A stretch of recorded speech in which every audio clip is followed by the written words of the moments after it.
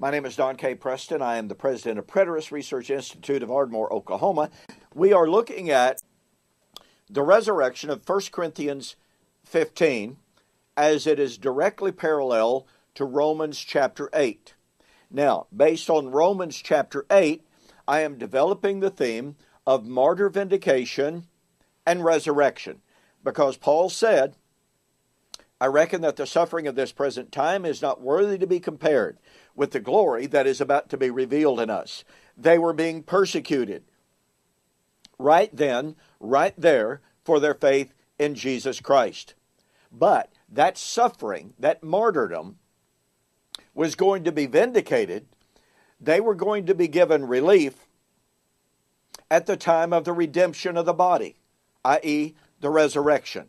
So what I've been sharing with you is how throughout the entirety of the New Testament, this motif of persecution and coming vindication, coming relief, coming glorification, coming manifestation, and coming resurrection are all tied together temporally.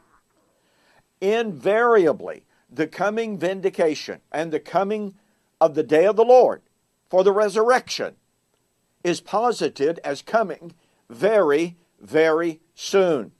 Now I want very quickly, since in the last video I introduced to you the concept that the book of Revelation, chapter 17, really through chapter 21, posits for us the idea of the soon coming vindication of the martyrs at the fall of Babylon. Okay, now hang on to that, all right? And let me walk through very quickly, by rehearsal, some of the passages that we have seen that tie martyr vindication and coming day of the Lord, coming judgment, coming resurrection together. Matthew chapter 23 serves as a foundational text. Jesus said, all of the blood of all of the righteous shed on the earth, all the way back to Abel, would be vindicated and judged in his generation in the judgment of Jerusalem. We then have Romans chapter 8. Now I'm skipping over an awful lot of passages, okay?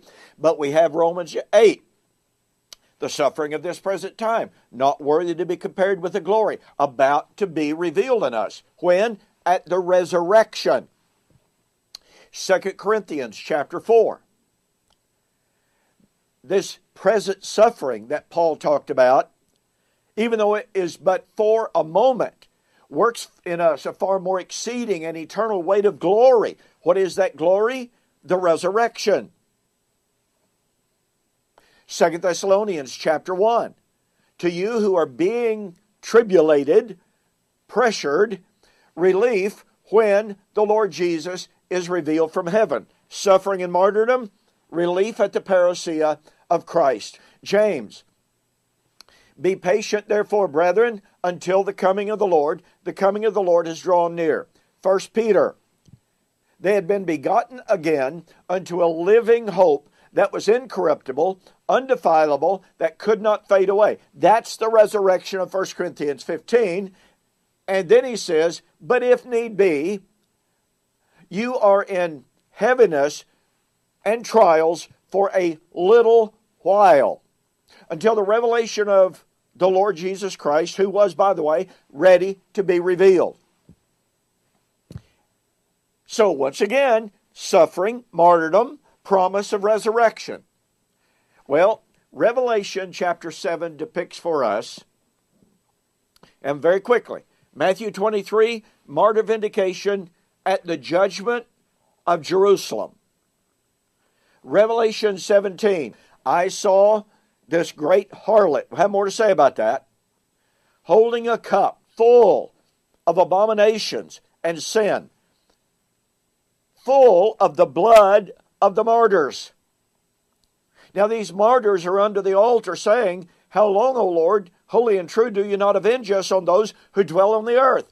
They wanted the judgment of the living and the dead. Babylon is the one guilty of shedding all of that blood. When would that judgment of Babylon the persecutor take place? Well, it would be when the dead would be rewarded. Isn't that resurrection? We'll have more to say about that later. It would be at the great day of the Lord, Revelation chapter 6, 12 and following, in answer to the martyr's prayer. And the martyrs would be vindicated when that harlot city, Babylon, whose cup was full of sin, was judged at the coming of the Lord. Revelation 18 and 19. Oh, and it would be at the end of the millennium. This theme, martyr vindication, coming imminent judgment, coming imminent vindication, coming judgment and resurrection, permeates the book of Revelation. And when did Jesus say he was coming in judgment of that harlot city? Well, Matthew 23, unless Jerusalem and Babylon are two totally separate entities, separated by millennia, and we'll prove they're not, then Babylon was Jerusalem. When was Jerusalem going to be judged and destroyed for shedding all of the blood shed on the earth? In Jesus' generation. When was Babylon going to be judged for shedding all of the blood shed on the earth? Well, Jesus said, "Behold, I come quickly." Folks, the evidence is overwhelming if we will accept it. Listen, go to my website, get a copy of my book, Who is This Babylon?, in which I discuss these issues in depth. I mean, the identity of Babylon is the key to eschatology. Because the judgment, the coming of the Lord, and the resurrection are tied to the fall of Babylon.